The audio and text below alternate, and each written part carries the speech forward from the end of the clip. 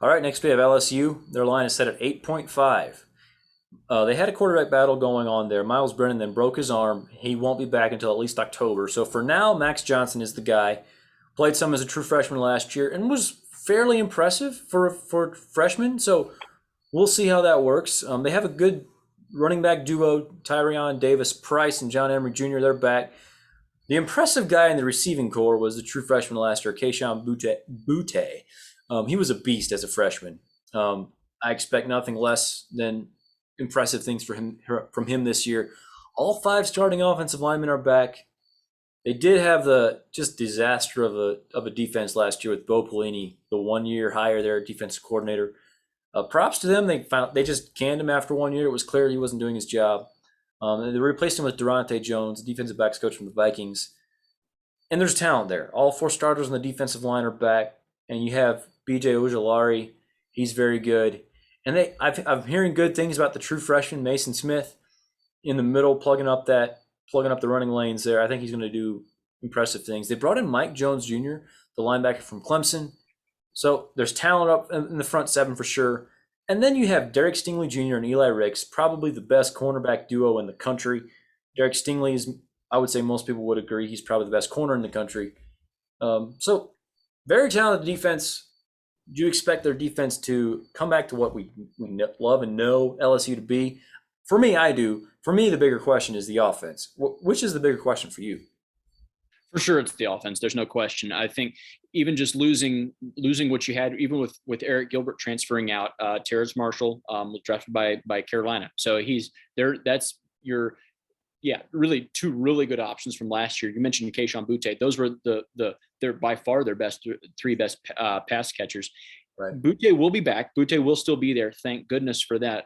The offensive line you mentioned not going to be an issue. Max Johnson is interesting because so he actually he kind of a gamer. He reminds you of someone. They use the word moxie. He has a lot of the moxie, the it Yes. factor, whatever you want to. Coach's son, Jim Rad. That's kind of his thing. He's a lefty, kind of throws funny, but he yeah he's that. He's hard to quantify. He's kind of yeah, I don't know. He beat Florida. He was the quarterback, the starting quarterback that beat Florida. So plays well. He's not a bad quarterback. Minor correction, not coach's son. Super Bowl champion Brad Johnson's son to you, sir. You know what I meant. Yes, and he actually did put up pretty good numbers last year in fairly limited action. 8-1 touchdown to interception ratio. If my numbers are correct that I'm looking at. So, and I agree with with your description, like just gamer, and I'm a statistics guy. Like I don't usually like tags like that. Sometimes I feel like people use that stuff for the Bo Nixes of the world who, don't put up good numbers. Yeah. But I actually feel like he's pretty good, and I liked what I saw out of him last year. And it sounded like they actually thought maybe Miles Brennan was even better. I think a lot of people expected him to win the job.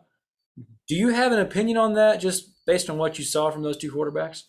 Well, Brennan was for sure going to be the starter. There is almost no doubt about that. By Vegas, the odds in Vegas were very much in Brennan winning that job, and then to have him go down, fairly major surgery. Looks like he's out for at least this season.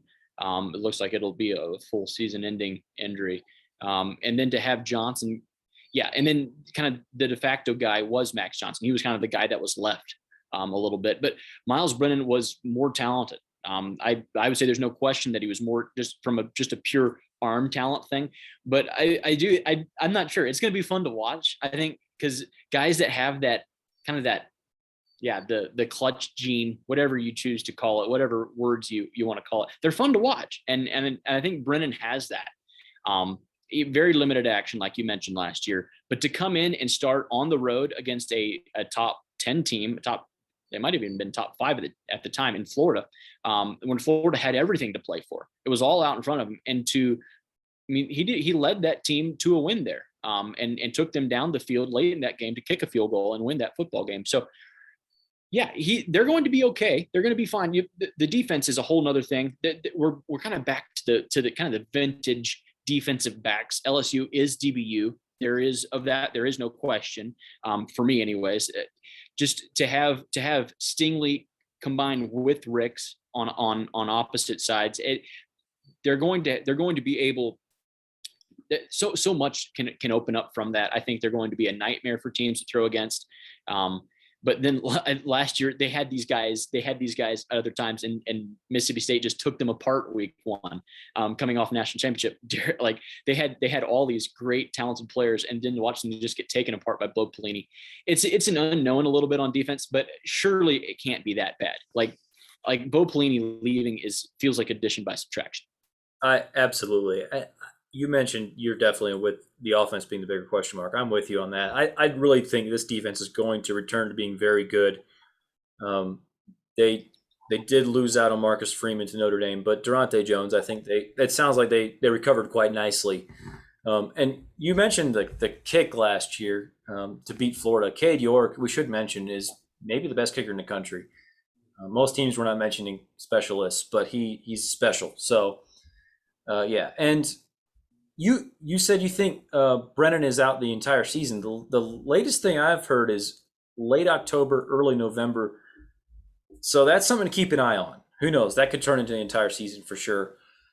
But I own the over for this team. Their line is set at 8.5. I just feel pretty good about them. And you have to like what they've done on offense the last several years. Before Joe Brady, it's easy to forget, like this was known as just the team that had everything except quarterback figured out. And they brought in the true freshman Garrett Nussmeier, highly ranked player. So it's kind of good just to see LSU starting to embrace like having difference makers at the quarterback position. So whether or not you think Max Johnson can be that or whatever, it's interesting, and it makes it feel like there's actually like a battle maybe for Alabama in the coming years again. Obviously they had the 1 year in 2019, but maybe this becomes more of an annual thing. Possibly. So for me, this was quite difficult. I'm going to go under only just. I think 8-4 is slightly more likely than 9-3 for them. I think some of the tricky games, the game at Kentucky right before the Florida game is, and then they follow that one up with at Ole Miss. I think those are three tough games, and Florida's going to be the one that everyone's going to be focusing on. That's going to be the ranked matchup that everyone's going to notice. No one's going to notice the game sandwiched on either side of those that I think could really fall into that trap game category. I have them losing to Ole Miss, so yeah, I have them going under only just. I think they also get tripped up again by Arkansas. If you haven't noticed, I like Arkansas this year. So I have Arkansas knocking off a couple of teams.